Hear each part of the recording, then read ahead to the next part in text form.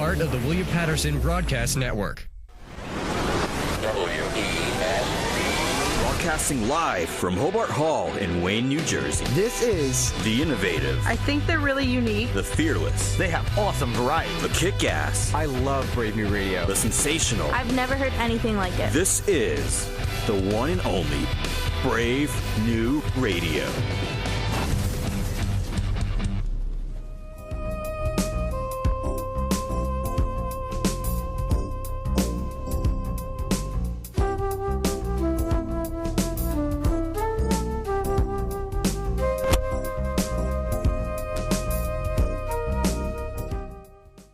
The views and opinions expressed on this show are solely those of the host and guest and are not necessarily supported by WPSC 88.7 FM, station management, or the station owner, William Patterson University. Anyone wanting to offer differing opinions may do so by calling the show at 973-720-2738. Abusive callers will be rejected. Now here's your program on WP 88.7 FM, Brave New Radio.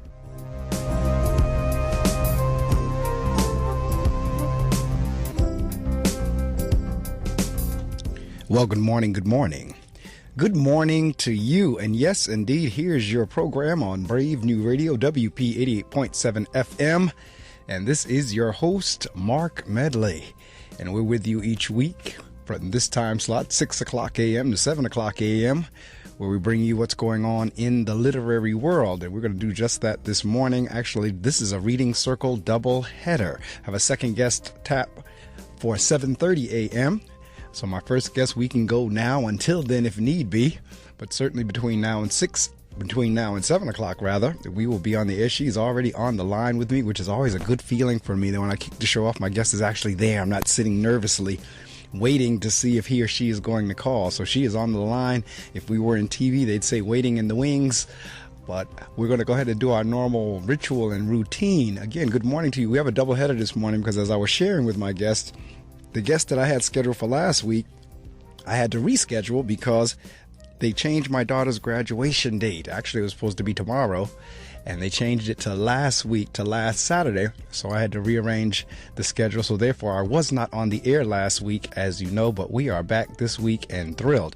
And before I go on, this morning's show is going to be dedicated to the life and memory and contribution to this world of none other than the Reverend Dr. Albert Prince Rowe. Anybody in the Patterson, New Jersey area and the New Jersey area and the tri-state area, and actually, truth be told, around the United States and around the world, would know Reverend Dr. Rowe. Well, he passed away over the last day or so. And I had an opportunity to see Reverend Rowe on Thursday evening. So he passed somewhere between the time we saw him on Thursday and now. And this morning when I looked on my Facebook page, I saw that he had passed away. So he will be missed, but he contributed heavily. God used him as an instrument heavily to make life better for others. So he will be missed, but we pray that he enjoy his eternity.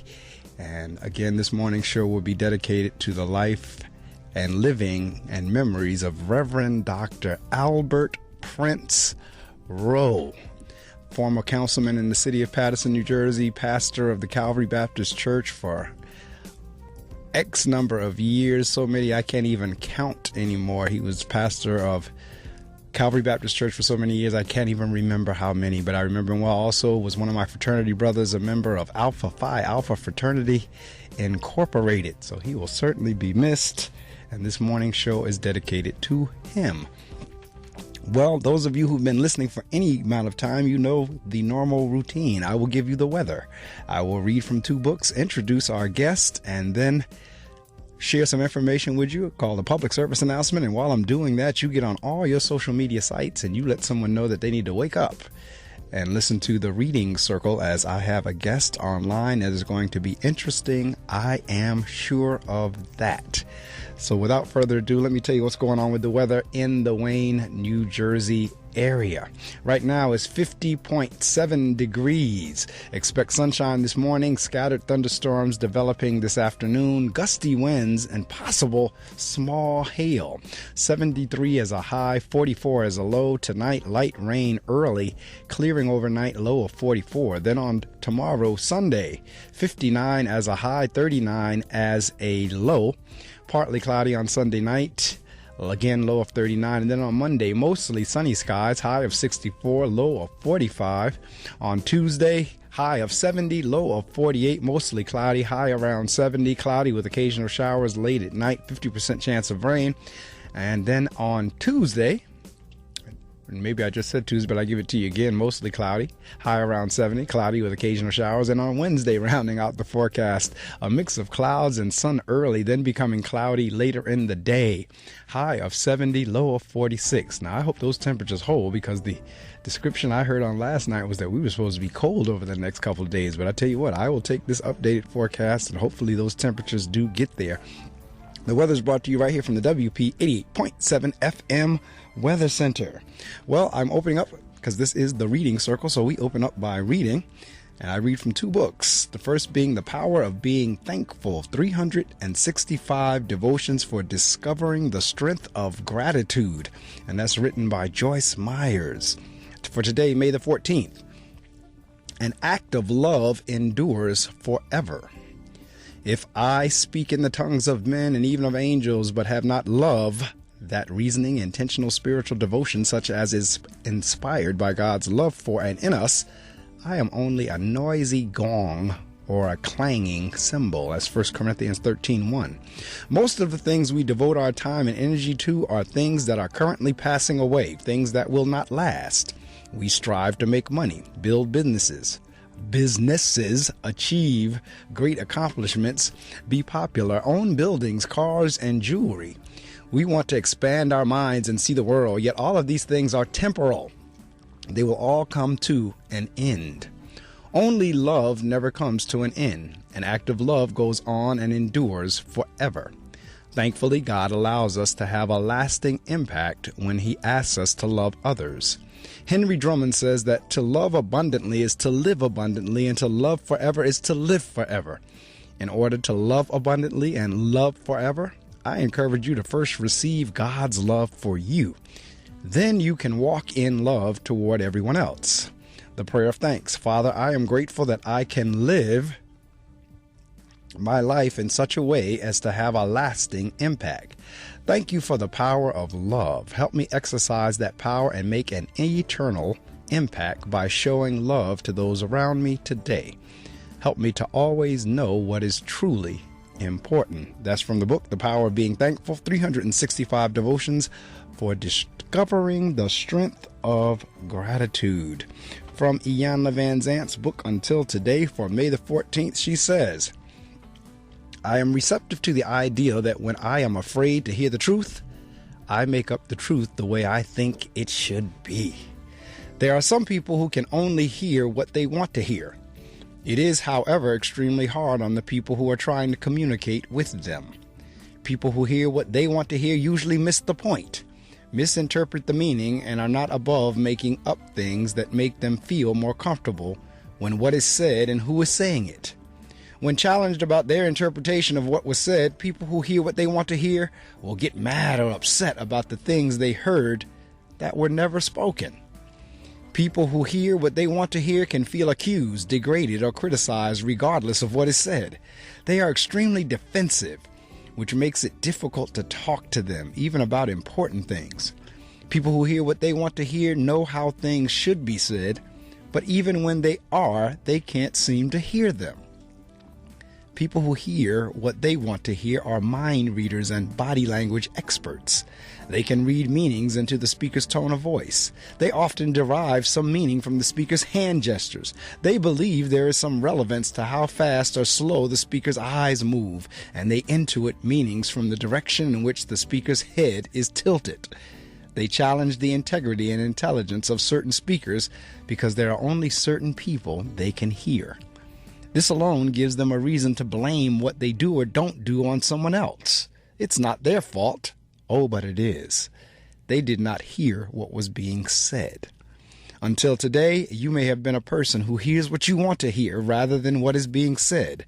Just for today, practice not adding meanings or diminishing the value of what is said to you based on who is saying it.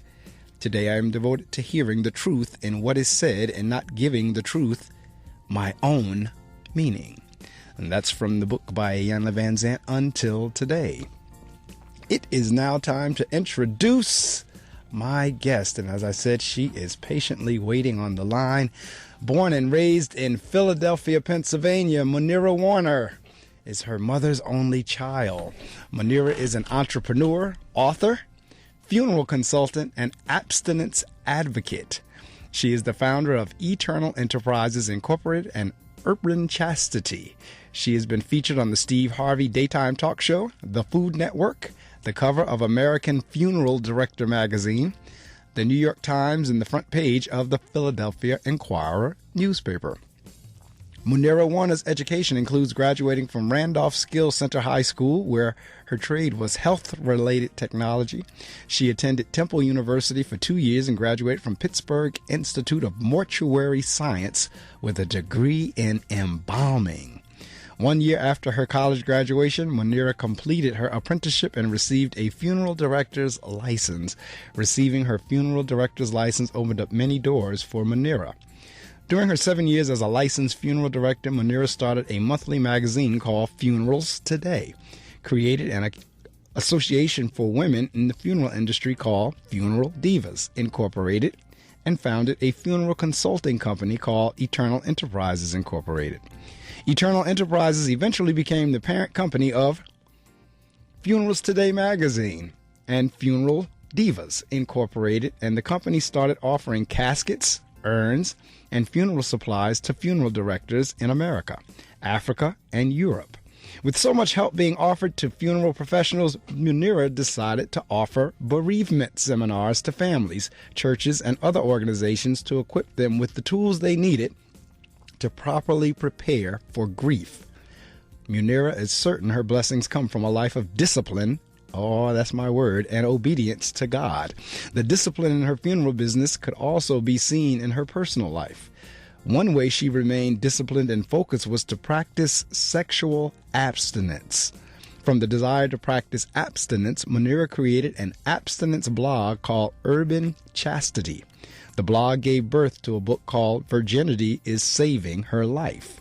And the book converted Urban Chastity into an abstinence group that teaches classes and coaches individuals using principles of abstinence. Muneerah now has 20 years experience in the funeral industry and 5 years as an abstinence advocate. When she has spare time, she enjoys spending time with her godchildren and mentees. Welcome to the Reading Circle microphone, Muneerah Warner. Muneerah, good morning. Good morning. Thank you so much for having me. Oh, thank you so much for rising early to join me. The show is It's early and it's live. I tell people all the time it's live because they say, do you record it? Yeah, I do record. I record as we go along. Like now, it is being recorded, but I don't pre-record. So the interview is actually live at 6 o'clock in the morning on Saturdays. So I'm always very grateful to my guests for rising. And then many times my guests are calling out of California. So it'd be 3 o'clock in the morning their time. So my goodness. So at least you're on the East Coast with me. Yeah. So, all right, I'm going to share some information with the listening audience. And the listening audience, while we do that, you know the drill. Get on all, and I mean every last one of your social media sites and text somebody, tweet somebody, Facebook somebody, Pinterest somebody, LinkedIn somebody. You do what you need to do, but let somebody know that Muneerah Warner is on the line with me, and we're going to be talking about two extremely interesting topics that one might think have absolutely nothing to do with each other, yet in some respects, they do. So do that while I share this information with you, and then we're going to resume with our interview.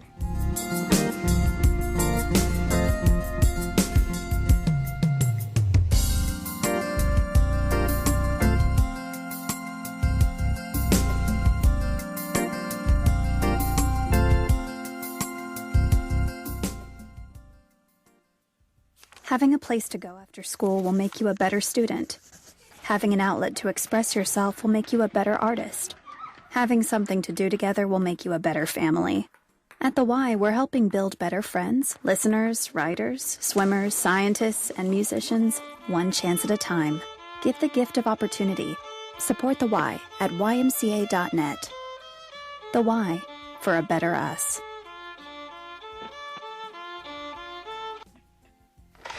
The cow says, I love you.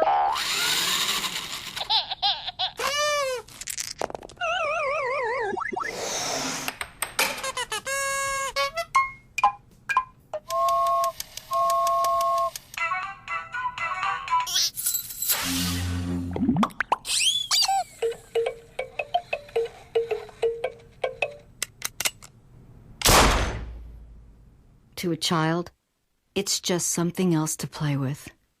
Lock it up, because 1.7 million children in the U.S. are living with unlocked and loaded guns. Get involved at ceasefireusa.org. You're listening to The Reading Circle with Marc Medley on Brave New Radio.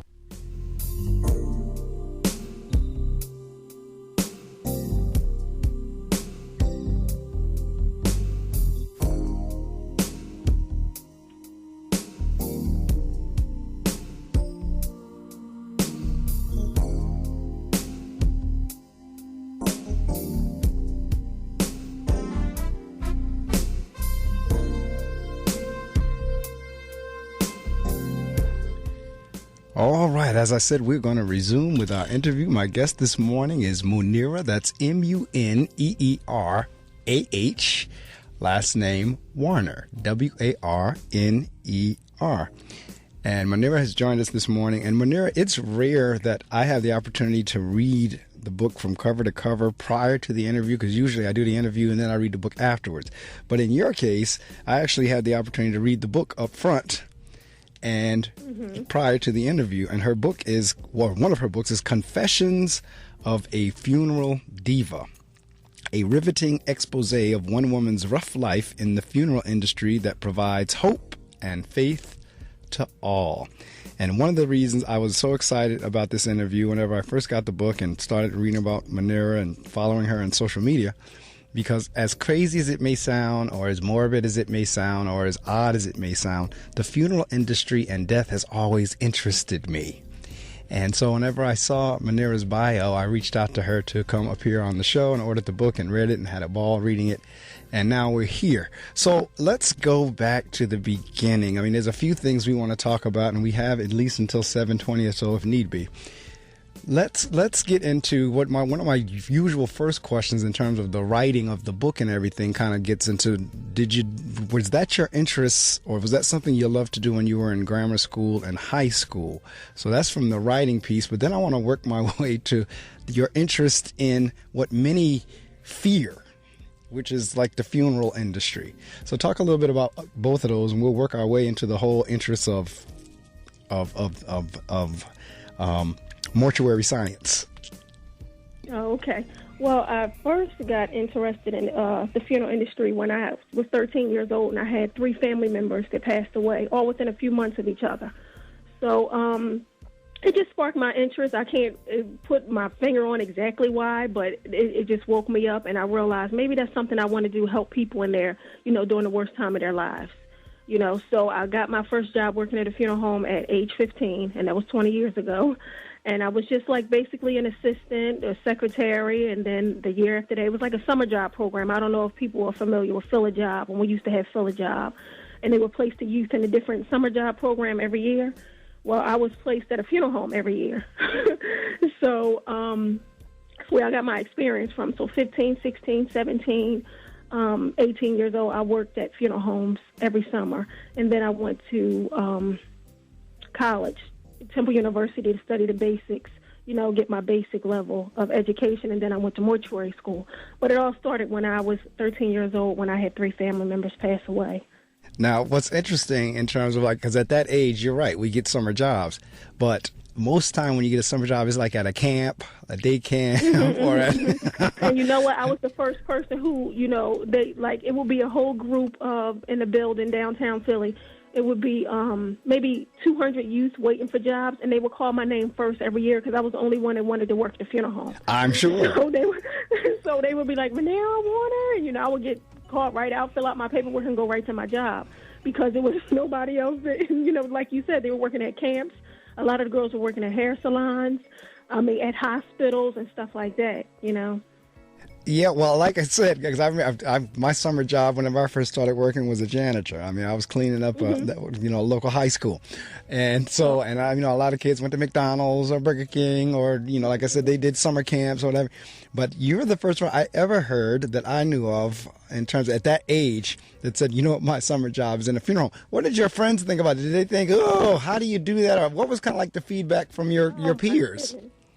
My friends and my family thought I was crazy. Everybody tried to talk me out of it. They said, that's not something you should be doing, and I just couldn't figure out why, because I didn't know, I had a small interest to be a doctor at the same time, but I worked as a candy striper during the school year because my trade in school, in high school was health-related technology, so they placed a lot of us at Women's Medical when it was still open in Philly, and I worked as a candy striper, and I was like, man, I kind of want to be a doctor too. But when I realized that patients were dying right and left, and no one could do anything about it except for God, of course.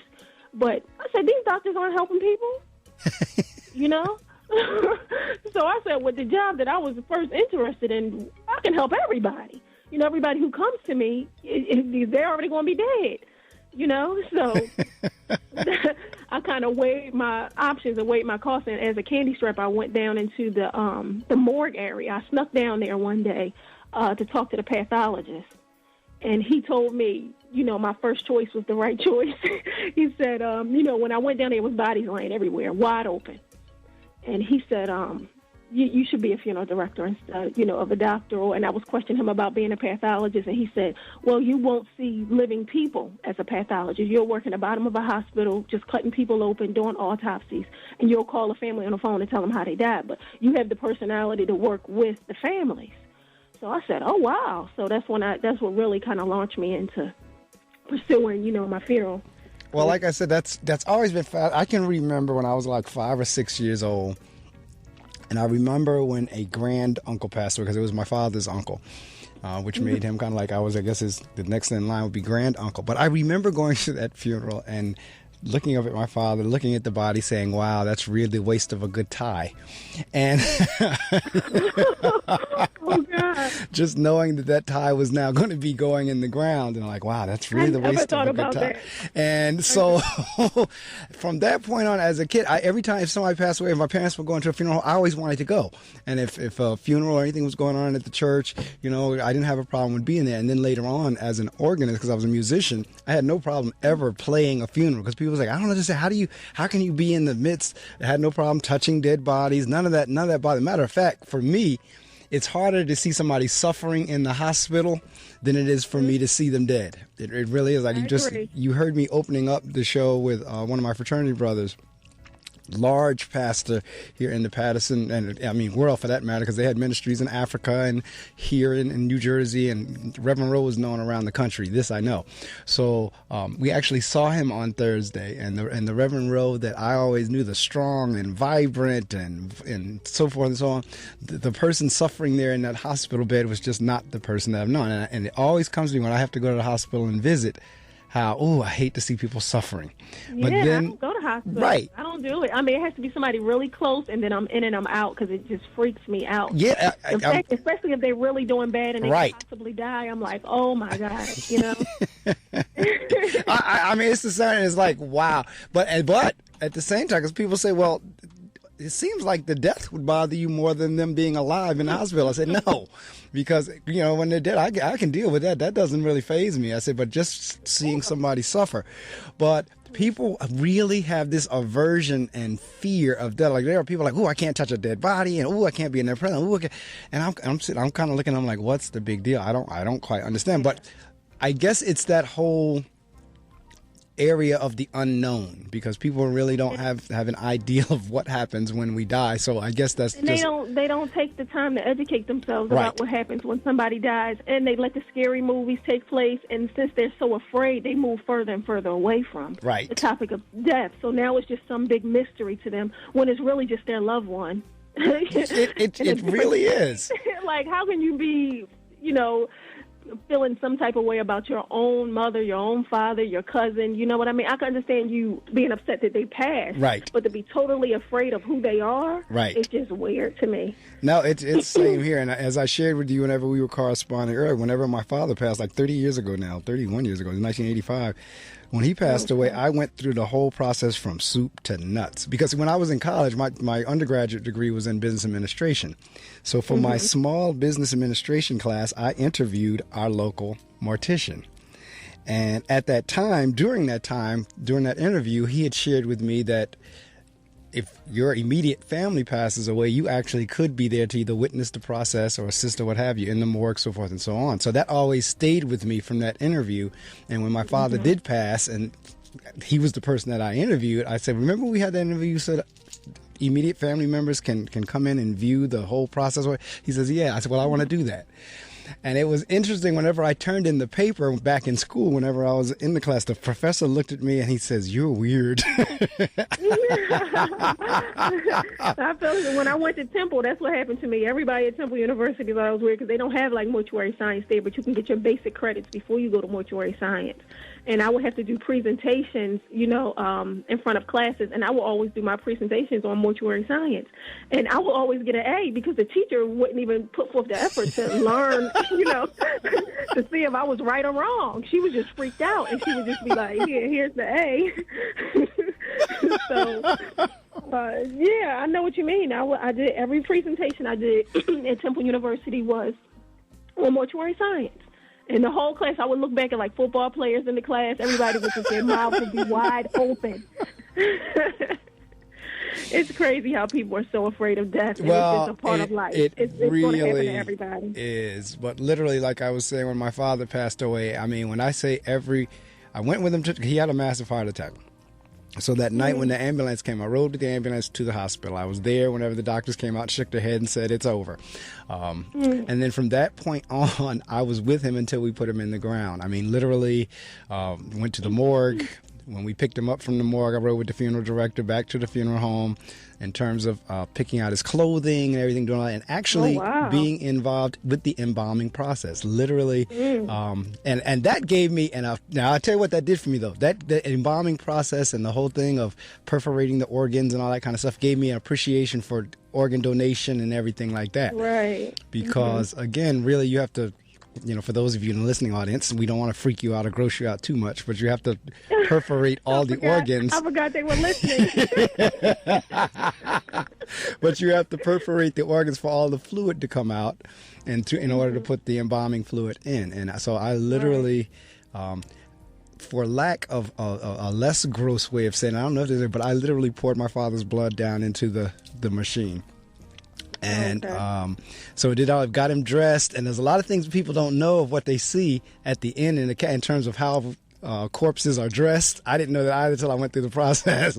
But you would never know it when you look at the body laying there in the casket. You would never know how the clothing is done to get them on it, because their bodies are stiff. So, you're thinking in terms of just like I get dressed and I put my arms up and down and I put my shirt on and my pants. It doesn't work that way on a dead body because they're stiff. So even to go through that whole thing, picking out the casket and, my mother didn't see him until everything was done. The only thing she had to do was walk into the funeral home and do the last inspection.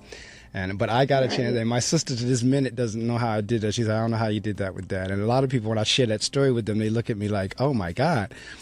But again, for me, it wasn't a complete stranger. That's when it gets to be a little weird if you don't know the person back there. Right? It's the father. And exactly. And for me, that was more comforting for me than any other thing I could have done. That was my contribution. That was more comforting. That I had a level of comfort because I knew there were no shenanigans. I knew exactly what went on. I had a part in the process. So for me, that was total comfort. And I didn't break down and start grieving until I actually started cleaning out his dresser drawer and came across one of his paychecks. Because I had no idea, you don't know what people make whenever they go to work or what have you. So I had no idea how little my father made with so much we had done. I mean, I'd gone to college and the whole nine. Had no idea the little bit of money he was making until I came across that pay stub. And that's whenever I broke down. But during the process of actually going through the funeral motions, didn't cry at all. Didn't break down. So now there's another piece to this thing, because your story gets more and more interesting as we go up. In school, we call that scaffolding. Your story gets more, because not only were you interested in the funeral business or in mortuary science, but, and not to be sexist, but not too many females go that direction, which I think is kind of like what kicked off your business, or at least was a support group. So what was that like, not only being in a business that people think we're crazy, but now being a female? You know what? I didn't know at first, at 13 and at 15, and not even, when I actually started working as a licensed funeral director at age like 22. I had no idea. And I think I learned it around my apprenticeship, when I was doing my apprenticeship at 21, that people in general didn't, want a female funeral director. I had no idea. Nobody told me this. And I had worked for a lot. Most of the funeral homes I worked at during the summer, they were females that I worked for. So I didn't know that they were having struggles and problems until I started doing my apprenticeship, and families would request that they wanted a man to make the funeral arrangements, or pastors and churches would request that there would be a man funeral director. And, it just went on, and I I couldn't believe it. Even other people within the funeral industry had a problem with it. So I said, what is the struggle about? Where did this even ever come from? Right. So women, that's what made me start doing my research for the book. And when I started my research, I realized that women were the original undertakers. Right. So way back when, centuries ago, when they were giving birth, it all started, the babies would die, and they would have to take care of the death of the child and bury the child.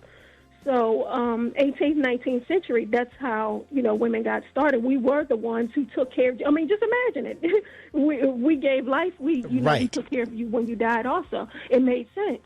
So that's how that's where I started my research at. And then I realized over the years that women needed encouragement in the funeral business, because I realized how many doors were shutting on my behalf because I couldn't get jobs. I called all of these funeral homes. I called 33 funeral homes before I can even get an apprenticeship. Wow. Because nobody wanted me to work. I sent 33 resumes. I went on dozens of interviews.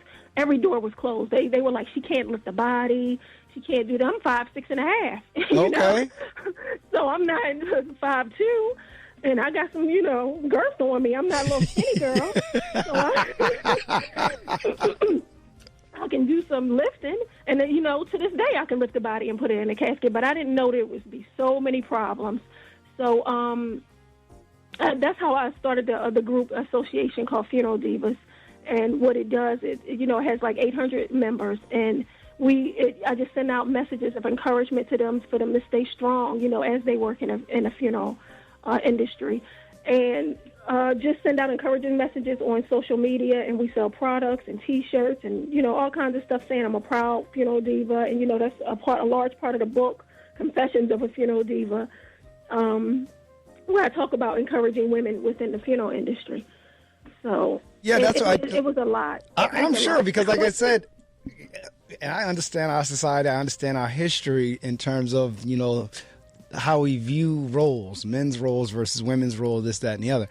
But in certain areas because it's kind of like, I think, and it's got, over time, things have changed, and they're changing. Because even in churches, a lot of times, people had a hard time with female pastors or female preachers. Mm-hmm. They had issue with that. It's almost like you're constantly forging different areas where females were not taking the lead in. Not that they couldn't, it's just that the way society was set up. Because it's like, even now when I look at bus drivers and things like that, that was a profession a lot of time considered only for men. And now when I look, if I stand on the corner and count each bus that comes by, probably 7 out of 10 of them are female drivers now. Yeah, and I know, that's true. Right. A lot of the professions I know a lot of them. Yes. I know a lot of them personally, yeah. And so a lot of the professions are going through that same kind of changeover. But going back to what you said in terms of kind of making sense, truly at that time of need, that is a nurturing time. That is the time where folks, their hands really have to be held. They've just lost a loved one. They're grieving. They're sad. And now they have to come to this, because when a person passes away, there is no downtime. Everything from the time that person is pronounced dead to the time that you do the funeral is very quick and on the go. And if there is a time that people need, it's that time. And so it would make sense that a woman would be somewhere in that picture of just kind of helping and reassuring and empathizing, so forth and so on, especially since that's what women tend to do so well. Now, I know some men that do it well as well, but so it would make sense that women would be in that business. That's why I'm saying all of that. So when I read your book, I mean, 'cause I thought that was a no-brainer. But when I read your book and you talked about the how you got turned away, even as you said, from pastors, and when I read that part, I was like, get out of here. Yeah. They didn't want me in the churches. They would put me out right in the middle of the service. They didn't want me in the church to do a funeral. This is like 2005, 2006. It wasn't 1960. You know? So that was just strange. They would shake my hand right in the middle of service and say, we would like you to leave. We don't want you here anymore. So I had never heard of that. And, you know, it's not just me. I know. The only person who has enough heart to write about it. Right. And, you know, if you're a woman who owns a funeral home, you're not going to come out and say these kind of things because you're still dealing with the pastors. And you still need recommendations from their churches. And, you know, you still want to have a working relationship with them. So you can't say anything. So, and I do counseling for a lot of women and coaching for a lot of women in the funeral industry. And their stories are horrific. You know, I have a whole lot of them in the book that are like, they go through all kinds of stuff. And they can't mention it because their business will suffer, even if they speak out. I mean, speaking out just in general, you know, to say what happened to them, it'll make them look bad. I have no idea why so much shame on women when we decide to stand up for ourselves. Right. But that seems to be what happens when they start to speak out, and then they say, well, I'll get over it. It won't happen again. A few years later, something else crazy happens. But in my case, it was happening like every 3 days. It felt like something crazy was happening. So I just felt it necessary, especially after 20 years of being in the funeral industry, to write some things down about what I've been through just to prove a point of why families need to make funeral arrangements, not necessarily with women, because 75% of the book is about, it's like a thriller, it's a shock about the things I experienced in the funeral industry, but it also gives the tips on making funeral arrangements, how to choose a funeral home, just things to coach families into, you know, accepting the fact that, you know, you're going to die. It's not that hard. You sit down for an hour to make funeral arrangements, and it's over, and you don't have to think about it anymore after that. So I wrote it to grab people's attention because they always want to know, confessions of a funeral deal. Oh my God. So once they get captivated by the story, then they're more prone to listen to why they should make funeral arrangements, why they should, you know, be okay with the fact that hopefully no time soon, but towards the end of life, that they'll have to make funeral arrangements. And it's not that big of a deal to sit down for an hour to make those, you know, arrangements. Right. I tell you, and I need to share some more information with the listening audience, but there were some things, I mean, there are times I was reading the book and I really would laugh out loud. And there was other times I'd be like, wow. Because I'm a type of person, again, I love the behind the scenes. There's one thing, like when you watch a movie or a television program or a ceremony or whatever, it's one thing to see everybody once everything is rehearsed and you're up and running. It's another thing to see all the bloopers, to see what went on, to make the thing happen, what really was said. Like I love to read a lot of presidential autobiographies, and they get into like things that was said offline that wasn't said to their colleague. But I mean, if they got the cursing and hollering and screaming, you don't see that. So it was the same. When I read your book, it was like everybody, in terms of thinking the funeral was okay, we got the funeral, we go view the body, we have our repast, we have this, but no one gets into like what really goes on behind the scenes at the funeral home when all this is going on. And so your book kind of did that, and especially when it highlights the struggles that, because I really had no idea, as much as I knew about the industry, I had no idea that women were going through that just for the fact that they were women. They think that we're not capable because it seems like a man's job because, you know, when it comes to the heaviness of the body, caskets, the business aspect of it, they think all of that belongs to a man. And now, you know, it's changing over the last few years. I think it's 57% of mortuary school graduates are women now. Okay. So before it was like 10%. Oh, so wow. Not that they're taking advantage and owning funeral homes, but they're in the industry now in some way, shape, or form. 57% of them. Okay. So we're doing better. We're coming out. Well, I'm glad to hear that. It's not 57% ownership, but we're out here. Well, at least that's a step, and I hope as more enter the industry, that there will be less stories like you had to share in terms of things you've gone through. Definitely. If you've just joined us, my guest is Muneerah Warner. I know we're going to run the gamut until, like I said, many times we'll go 6 to 7, but there are other times when the conversation is hot where we run over, and I'm always glad for the flexibility. And this is one of those mornings that I know we're going to run close to the time my second guest will join us at the 7:30 hour. So again, if you've just joined us, my guest is Muneerah Warner. I'm going to share some information with you, but while I'm doing that, please get on all your social media sites and tell them they got to tune into this. We have a young lady here who's a funeral director. She has had different struggles, if you will, just for being a female. And I'm not even going to get into the fact that you're African American. And I generally know in our industries, we generally serve our communities, not necessarily that you have to. In other words, there's nothing stopping a Caucasian family from coming to an African American funeral home and vice versa. Right. But generally, we serve our community. So that may or may not have been a factor. But I tell you what blew me away was the whole thing about the pastors. That really got me. I was like, you got to be kidding me. I could have fainted. I could have fainted in the church when this kind of stuff was right by the body, just boom. So would be in so much shock, and my entire staff would be in shock too. I'm sure they would, because again, that's when you're dealing with that whole time period with a family, the last thing you're thinking about is the pastor said, I don't want the funeral director because she's female. That's the last thing I know. You're right. That's the last thing. But again, that's a behind the scenes thing, because the average person sitting out at the funeral wouldn't know that.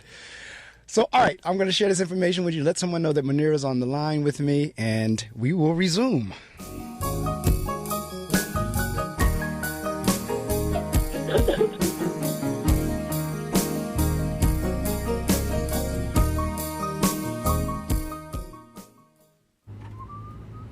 In 50 feet, turn left. Why are you driving so slowly? After a few drinks, I'm taking it slow. Well, you're not fooling the cop behind you. What? Get ready to pay in 0.1 miles. Getting pulled over for buzz driving could cost you around $10,000 in fines, legal fees, and increased insurance rates. Nothing kills a buzz like getting pulled over for buzz driving, because buzz driving is drunk driving. Brought to you by the National Highway Traffic Safety Administration and the Ad Council. Think carrying 10 or 20 pounds of extra weight isn't much? We went to a park, handed 10 and 20-pound sandbags to people aged 45 to 60, and asked if we could follow them around. 10 pounds makes a big difference. Oh, I definitely felt it in my knees. A few extra pounds each year can cause joint pain and lead to serious chronic diseases like diabetes and heart disease. Wouldn't you like to drop that weight and stop picking up more? Visit hhs.gov/1 pound at a time to find out how. Obesity happens 1 pound at a time. So does preventing it. Brought to you by HHS and NIH. My name is Diamonds. I am a radio DJ in North Jersey. I broadcast on the frequency of 88.7 FM. I will be on the air every Saturday from 3 p.m. to 6 p.m. when the sun is setting in the sky. If you are out there, if anyone is out there, I can provide music, I can provide entertainment. If there's anybody out there, anybody, please. Club Melting Pot. Every Saturday from 3 p.m. to 6 p.m. Only on WP 88.7 FM, Brave New Radio. You're listening to The Reading Circle with Marc Medley on Brave New Radio. Yes, indeed, you are. This is The Reading Circle with Marc Medley. And my guest this morning is Muneerah Warner, and she is the author of Confessions of a Funeral Diva, a riveting expose of one woman's rough, and I'm pulling up the, matter of fact, what's after rough? Because I'm looking at it on my rough life. There you go. A riveting expose of one woman's rough life in the funeral industry. The title was cut off in my iPad. And it's interesting because we talked about there's so many different dynamics with this whole thing. One, again, as I said, the fact that you're even interested in that industry. And the crazy thing about it is if you get established in that industry, and I mean really like entrenched, you'll always be in business. Now, I have known some directors who have gone into the business and never got quite established. Like we have one, and you all generally tend to know each other because I know we have conferences, this, that, and the other. But like for us in the Paterson, New Jersey area, for African Americans, with one of the largest, if not the largest director, and you probably know him, is Carney Bragg. I think I've heard of that funeral home before. It's pretty large, I think. Yeah, he has two. He has a location in Passaic and a location in Paterson, but he's just very well known. I mean, because that's the other piece of this.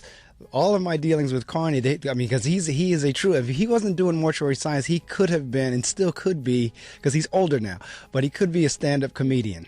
Because I mean, it's like you go. Funeral directors are the funniest people. Exactly, that's where I'm going with this. Because you will literally go in his office to be making funeral arrangements, and he will have you cracking up. I mean, he will have you. You go in there sad and come out laughing.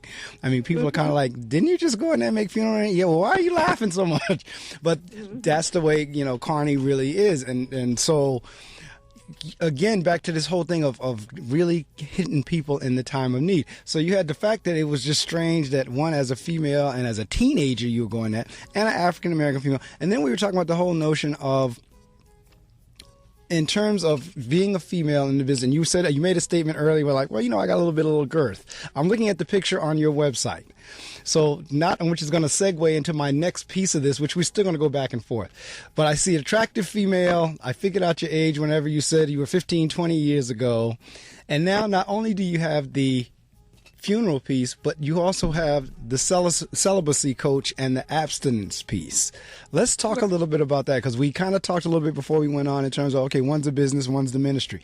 How did you get into the whole abstinence and the celibacy coaching? Well, I when I turned 30, I realized it wasn't hard to realize, but I realized, hey, I'm still practicing abstinence. I'm still a virgin at 30 years old. So maybe I can start giving out advice to other people on how to practice abstinence, since I have been, successful at it. I didn't know it would be 5 more years that I would still be talking about it. But, I am 35 now and still a virgin, but I started a blog at 30 called Urban Chastity, and it just would give out advice to singles and women and young men about practicing abstinence until marriage. And not everybody, but a lot of people that I've been giving advice to have gotten married before me, so my advice must be pretty good. Yeah, exactly. So that's how I got started, and I just wanted to blog, and then next thing you know, I start getting radio shows and TV shows and stuff like that start calling me, all because I was practicing abstinence. And I'm like, this must be really strange to people. Well, you know it is. And I was getting ready to say that because, biblically, that is what God calls for in the Bible. Right. A high percentage. When I was a teenager, I grew up in church, and my pastor, and, of course, the Bible always taught abstinence until marriage. Right. So that was the original, reason why I decided to be abstinent until marriage. But after, the blog came out and I would start speaking about abstinence, and that's when I wrote the book, Virginity is Saving Her Life, and it gives 15 practical steps to abstinence until marriage. And it also talks about all the situations I've been involved in that I got myself out of, shouldn't have been in to begin with. Right. But I got out of, and letting youth and women know that it wasn't. I didn't grow up, behind bars or in a mansion somewhere where you can't, where I haven't experienced life. Excuse me.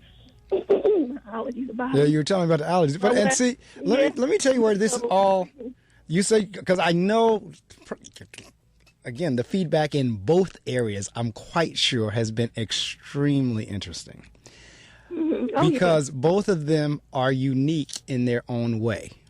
And I say that because, again, the average person really has, even though we're all going to die, a lot of people don't even want to say the fact that they want to. They don't even say the word death, that they're going to die. But a lot of people don't even say that. They think that it might happen right afterwards. I don't know why, but that's what they think. So that in and of itself is unique. And now you start talking of being an attractive, young African-American woman who's now talking about abstinence. And as I said, I know biblically that's what God requires, but that is for most people, one of the toughest ones to keep. but not everybody, because there are folks like yourself who do it. And I know, like, it's been extremely hard for me. and that's there you go. Because a lot of people who preach this, they try to make it seem like it's so easy. And that's where we fall into the fallacy, because once you set yourself up like, oh, this is real easy, now that makes people say, well, at least you're being transparent, saying, oh, no, this is not an easy road. But that's where the discipline and everything else, and I applaud you. Matter of fact, I have 4 daughters, so I need to get 4 copies of the second book. What is it? Virginity? What is it? What title of it? Virginity is Saving Her Life. Okay, Virginity is Saving Her Life. I need to get 4 copies of that because I have 4 daughters. And I mean, a couple of them are older. One to be 27 in August. So I don't know where she is in that road, but the other one will be 22 in October. But I know where she is because we've had the talk. And, if people are not, it's not for people. It hardly is like one small chapter or modern day virginity in there. The rest of it is practical steps to maintain abstinence, because all virgins aren't abstinent. Right. They do other things that disqualifies them from being abstinent. Okay. So there's a lot of, doors to that situation, but... Well, I still need to get 4 copies. A lot of people think it's just for virgins. It's not. It's about learning how to practice abstinence successfully. Even if you fall, you get back up and put these practical steps that I've written out into place, and, just continue on your journey. Absolutely. So, like I said, the other one will be 22 in October, one would be 21 in August, and then another one is only like 15. Now, she just turned 15. So, yeah, I would definitely get copies of it, but the 21-year-old, I definitely know where she is in her walk, because we've had the conversation. She's been very clear in terms of, no, I ain't looking to do that. She's been very clear on that, and boyfriends have come and gone, and this, that, and the other, and she's always very clear on that. That's how I always was, but that didn't mean I didn't wind up in situations that I had no clue that I was going to be in. I'm talking about, you know what I mean. I do. So I really do. I wind up having to get up and like the Bible says, flee temptation. Right. So it's just that it's showing people how to, get out of those situations and what to do afterwards, and, how to pray and how to walk in the Spirit and all kinds of stuff that's in there that, helps you to continue your journey of practicing abstinence, because we don't get it right. Right. Especially a lot of virgins read it, and they're reading it on a daily basis, reading different tips that are in the book, so they can continue on. You know what I mean? Well, like I said, everybody. For all of us. Right. Everybody has their thing, their weakness, whether it's drugs, sex, money, this and that. But again, generally speaking, that's one of the tougher ones. It really is. And there are those, because I remember when, I'm trying to think of his name, he used to play for the Lakers. I'll have to think of his name. It'll come to me. And this is years ago. This is going back 20, 30 years ago. Whenever he was telling fun, this is a ball player. This is an athlete. And I've been around. I forgot yes. It's AC Green. I think it's AC Green. Yeah, that's who it is. All right. I remember 20 years ago when AC Green came out and said straight up, you know what? I'm going to be abstinent. I'm going to practice celibacy till and he got ostracized like crazy. And now, then Tim Tebow, I remember whenever he came out, said the same thing when he was quarterbacking. And now you had Russell up there in Seattle, and he and I think, what's the girl, Sierra? I think. Sierra, and people hate you for it. Yes. People hate you for it. They can accept the funeral thing. You think they can't accept the whole embalming bodies. It's like, woo, but then you bring up abstinence. Lord have mercy. It's like they want to hang you from a tree. Wow. It's like, it's like, are you serious? And I think it's strange and funny. God gave me both. One of them is a business, right, and the other one is ministry. But I honestly can say that I enjoy teaching people about both things. And my theme and motto for both is honor your body, honor your life. Absolutely. So in both cases, that's how they link. That's how they link together, and especially with all the STD cases and AIDS cases that I saw working in the funeral industry. My God, right? That'll help anybody. Right? Well, yes, just a little bit more, and I was able to teach better on how to practice abstinence, especially being as though all the things that I saw in the funeral industry, and also my trade back in high school was health-related technology, so all of that is combined with the whole abstinence piece also. I'm sure. And again, in terms of, you were talking about the various STDs. During my time coming through, there was only pretty much 2. There was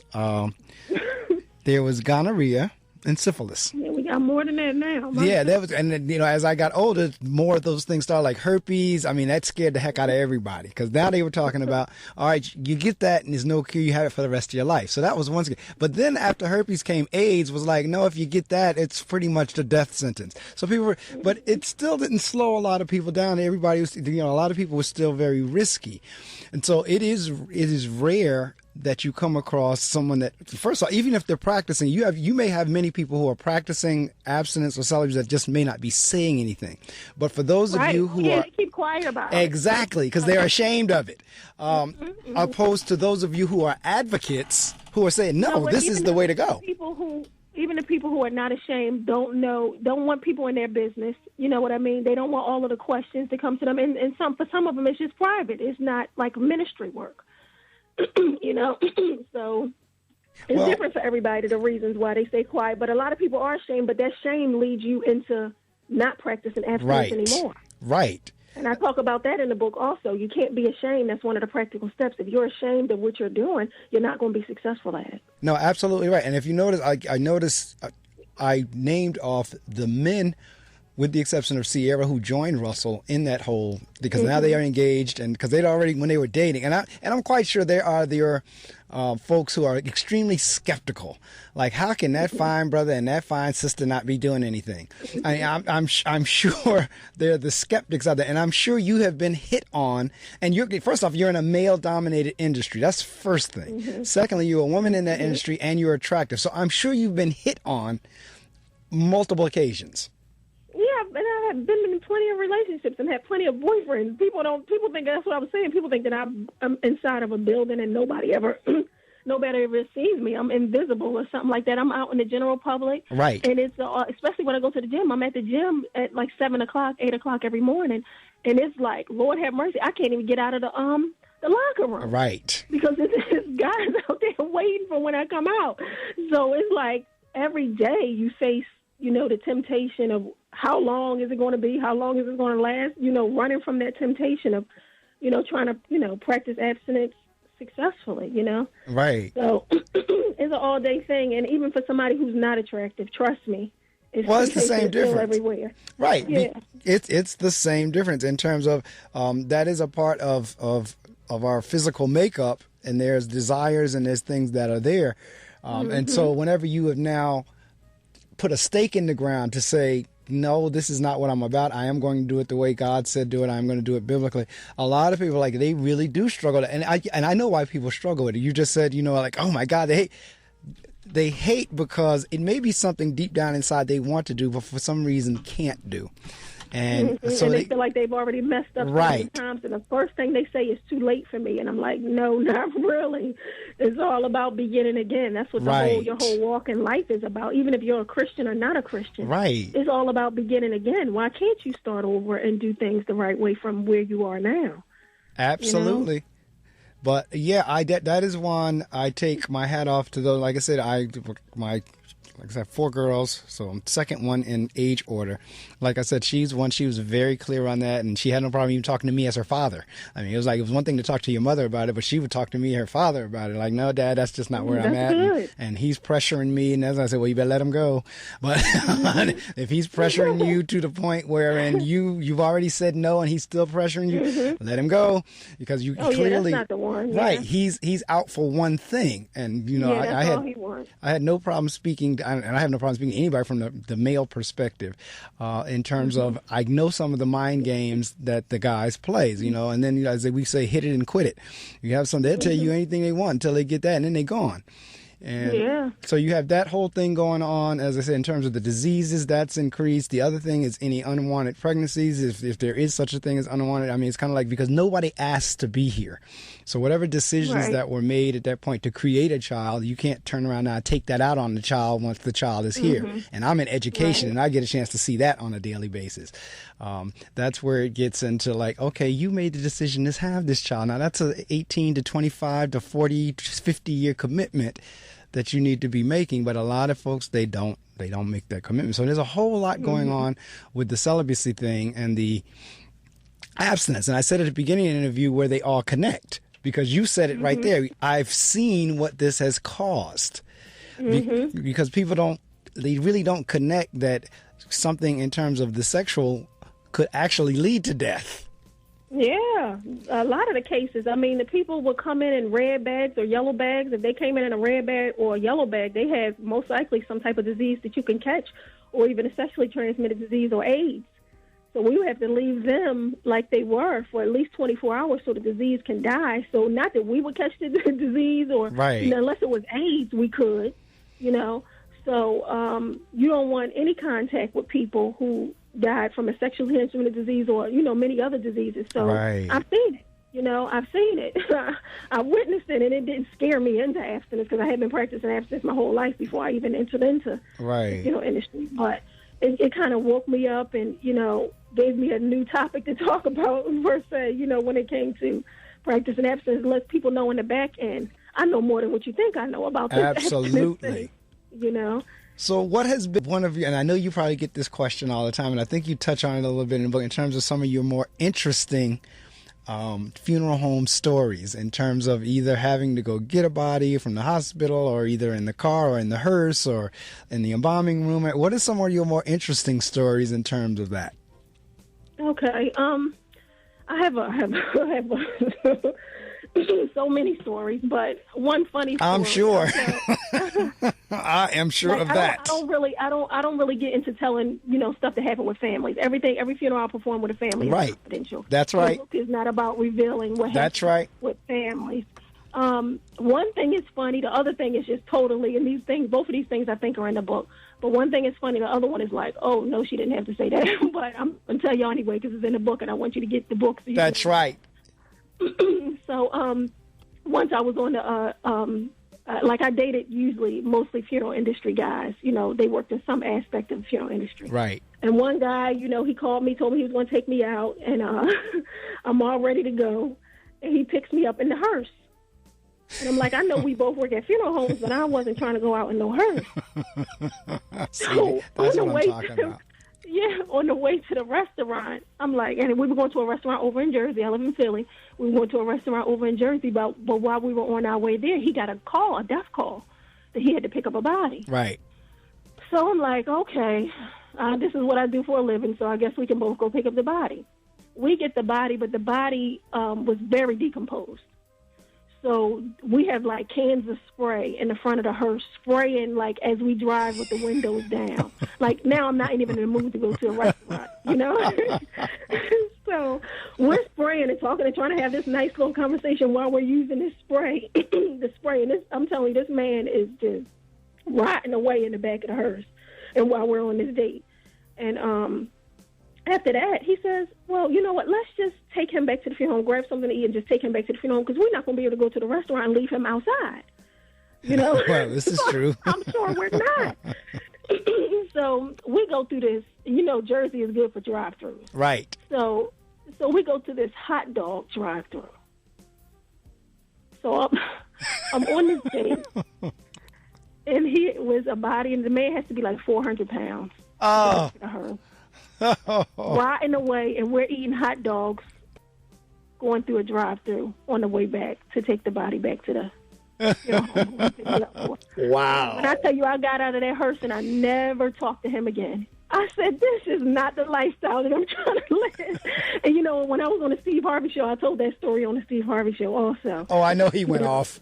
Yeah, I know Steve went off. He could have fell out and things. But another one is a lot of things that go on in the funeral homes that I'm hoping and praying to God doesn't happen in a whole lot of funeral homes. But I happened to walk in on a man who had his fingers inside of a woman's vagina. I saw that in the book, and it was a terrible. I mean, I only saw it for about 10, 15 seconds and left. He was like the embalmer's assistant. He wasn't the embalmer. Right. But an embalmer had his back turned, so I don't know if he knew the guy was into stuff like this. Ugh. He pulled his fingers up so fast, and I was like, you gotta be kidding me. And when I tell you, I walked back through the chapel because the morgue was in the back of the chapel. Right. I walked back through the chapel, and my knees were buckling and shaking. I said, this is the freakiest situation. I said, you know what? Now, I told as many people, the staff, the lady who was running the place, and right. I'm not even sure because I was only doing my apprenticeship there. So I'm not even sure if anything happened with the man, or because it was close to the end of my apprenticeship, so I got out of there. But I couldn't believe it. But yeah, those are the two crazy stories. I'm sure, and there's actually plenty more, but folks in the list. There's actually a name for that. There's a name for those folks. They fall under a name. I forget the title of it. Epiphilia. That's it. Epiphilia. Mm-hmm. That's it. But that, I mean, again, I cannot imagine anybody getting any pleasure out of that. But obviously, it's something psychological. It's got to be extremely psychological because a dead body is a dead body. I mean, I can't even tell you. They look. Some of them look terrible. So I don't know why he would want to how he even found pleasure in that. Right. So that's why that has to be something psychological. It's a sick mental illness. It is. Yeah. It is something sick. It's mental. Is right. But I mean, it's like. But those are the type that you're right. And so for those of you, before you panic, that is not the normal practice. Because there were all kinds of rooms in terms of I remember I have relatives in the South that would pass away, and in the South, and some of that has changed in the North, because I know at one time in the North you could not stay there whenever the caretakers at the cemetery would lower the body and put the dirt on. They wouldn't allow you to stay. But in the South, you literally could stay there till the last shovel of dirt was put on. Okay? So they would always tease me in the North and say, you know why you guys can't stay in the North is because they take the casket back and they take all the jewelry off the person. And all. I mean, it would be all kinds of wild stories. But those are some of the unethical and illegal things. I can promise you, I do. I own a funeral consulting company, and I consult funeral directors, new funeral directors, older funeral directors, and I sell them all kinds of products. So I've encountered, it's been 20 years, and I've encountered all kinds of funeral directors. And I have a magazine called Funerals Today magazine. So every day that magazine comes out 10 o'clock every morning with at least 30 or 40 funeral stories in it. And I can guarantee that maybe one out of everybody that exists in the funeral industry, it could be a 1% type thing where people are trying to get over. It's not a get over type business. Right. I think it is because that's what makes the news.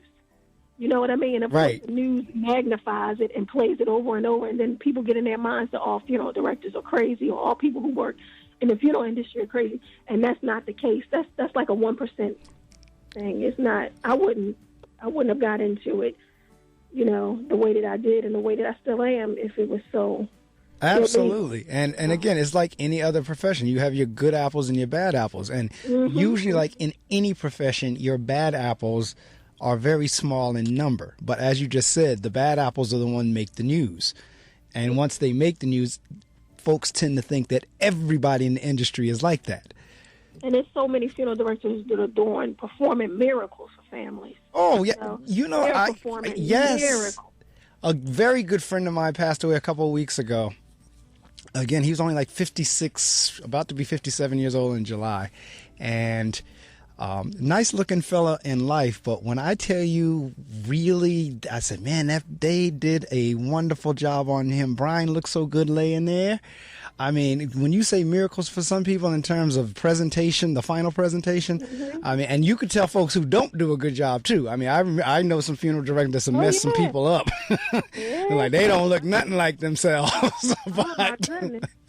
But then there's been others that really, in terms of, I mean, I went to, again, this year's been a crazy year at my school. We've had 7 teachers that lost immediate family members, whether mother, father, brother, or something along those lines.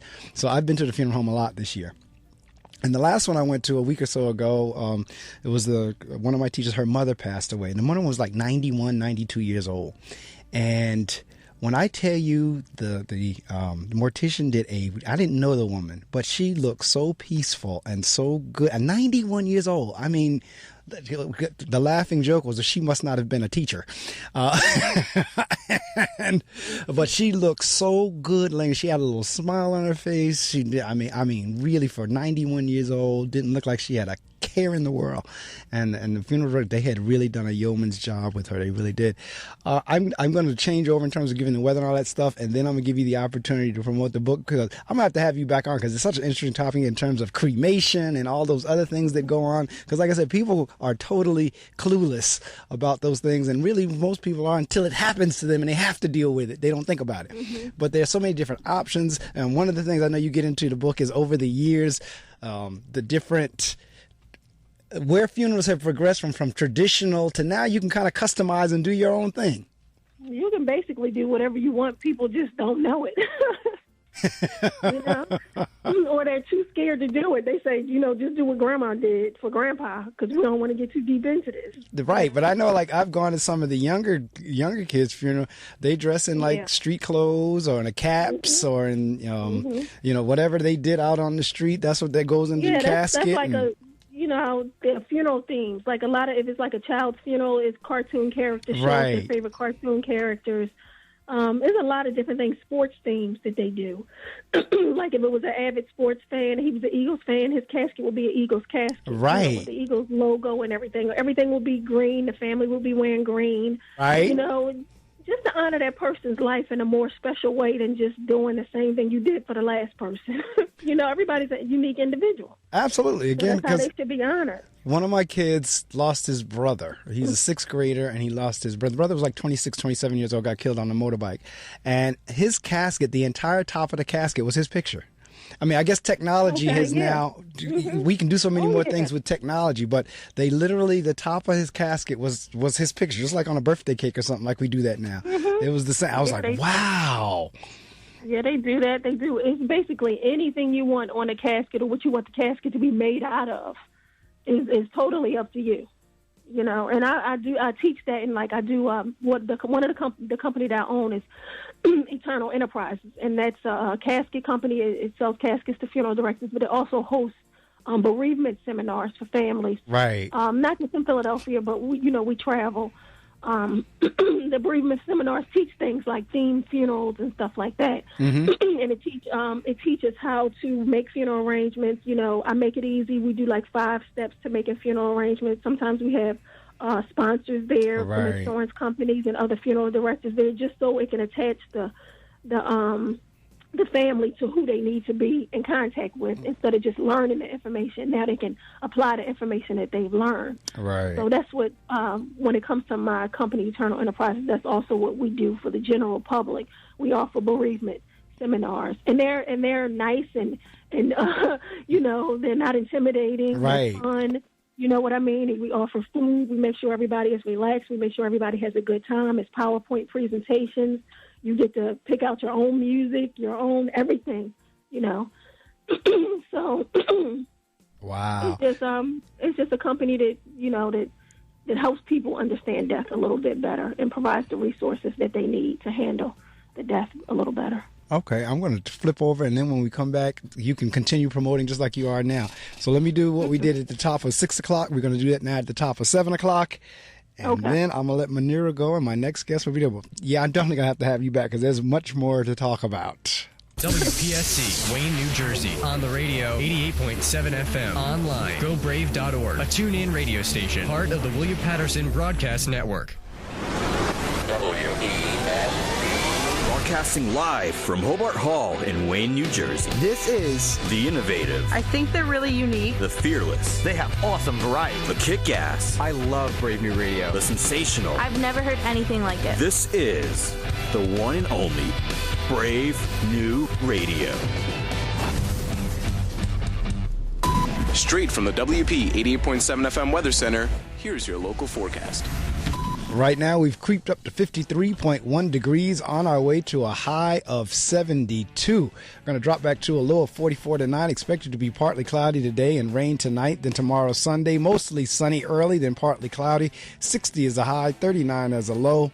On Monday, 64 as a high, 44 as a low. Mostly sunny skies with a few clouds during the night.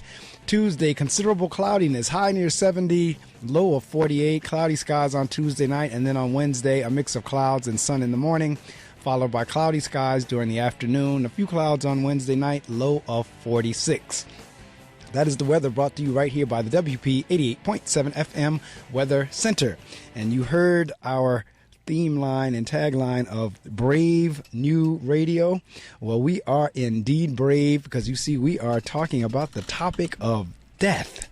So we are going to continue with that. I'm going to allow Muneerah to go ahead and promote. Muneerah, this is your opportunity to promote your book, your businesses. You can say anything with the exception of the dollar amount.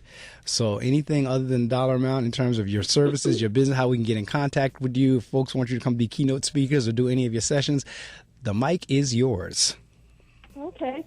Well, the book is called Confessions of a Funeral Diva, and it basically tells my life in the funeral industry, and it also helps families, make funeral arrangements and gives them tips and advice on making funeral arrangements and how to choose a funeral home and things like that.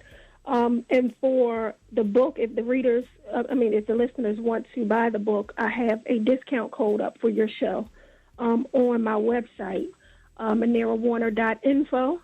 If they go to their website, MuneerahWarner.info, and click bookstore and scroll down to the Confessions of a Funeral Diva book, you'll see Marc Medley Reading Circle book discount, and you'll get a discount for the book.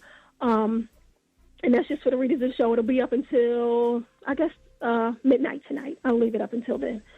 And when it comes to me, I do speaking engagements for women, mostly women's groups, just encouraging messages, anything regarding funeral industry or even abstinence, and I speak to the youth about abstinence also.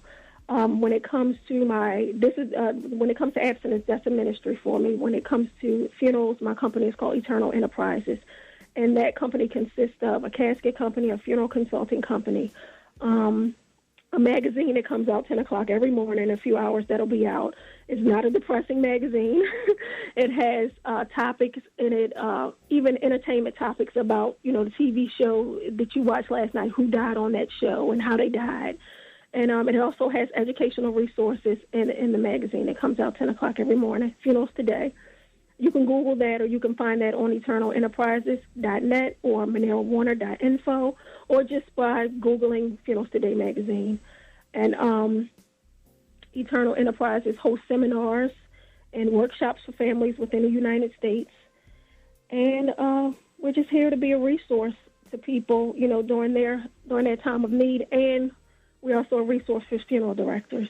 I know, that's right. Well, I tell you what, I'm glad you're in the Philadelphia, New Jersey area, because you never know, in terms of, I may give you a buzz and say, I need you to come up to do a workshop on the celibacy or the abstinence, or for that matter, even on the, talk on the funeral thing. So I will definitely be in touch.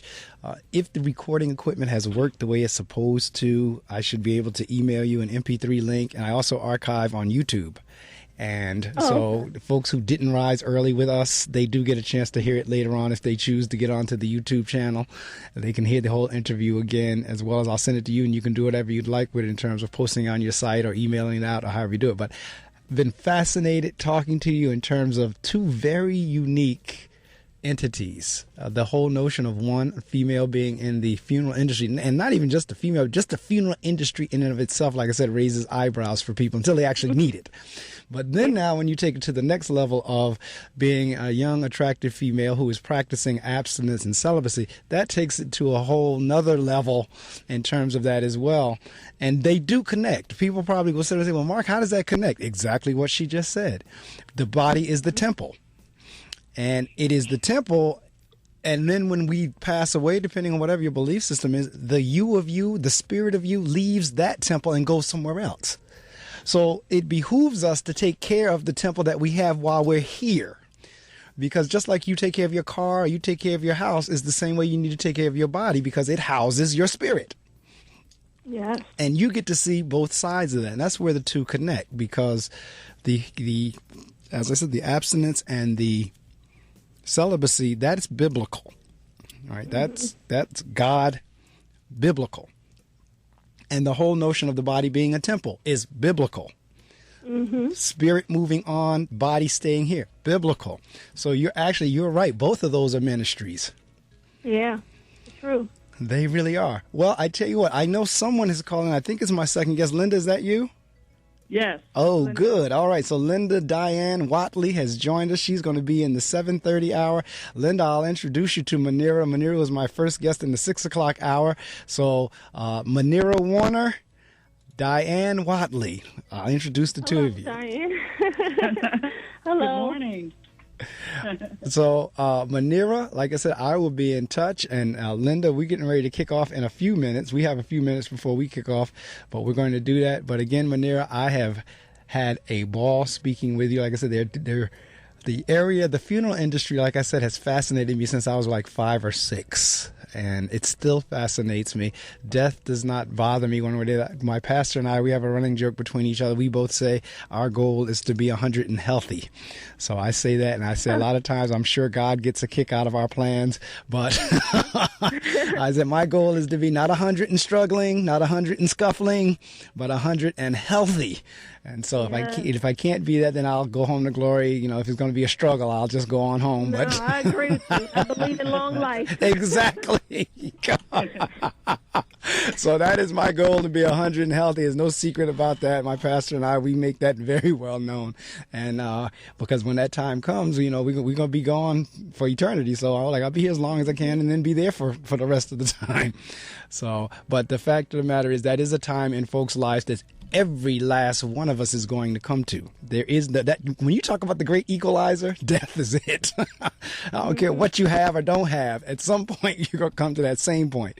So, as a matter of fact, I always, in the reading circle, whenever I go off the air with, may you live as long as you want and not want as long as you live. Live each day as if it were your last, because one day it will be, regardless of who you are or who you are not.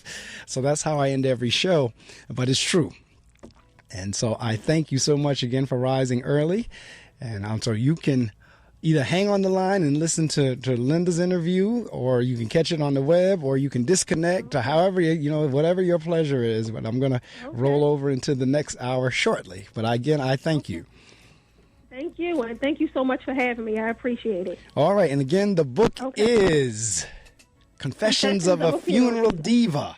Now, what about the Virginity book? How can that's on the they can go to MuneerahWarner.info for I have 3 books. I have a 3rd book coming out that they can pre-order also. So the Virginity is Saving Her Life, gives practical steps to abstinence until marriage. That's on MuneerahWarner.info. Okay. The Confessions of a Funeral Diva is also on MuneerahWarner.info. All they have to do is go to MuneerahWarner.info and click bookstore. Okay. You'll see all of my books. All of the books are there. Okay, great. Well, like I said, I'm going to order 4 copies of the Virginity book. Okay, thank you. I'm going to order 4 copies of that, and I'm going to give them as gifts. People know me for giving books as gifts. They'll love it. It's a very interesting story. Okay. All right. Well, thank you again, and have a wonderfully blessed day. Okay, have a great show. Thanks. All right, bye.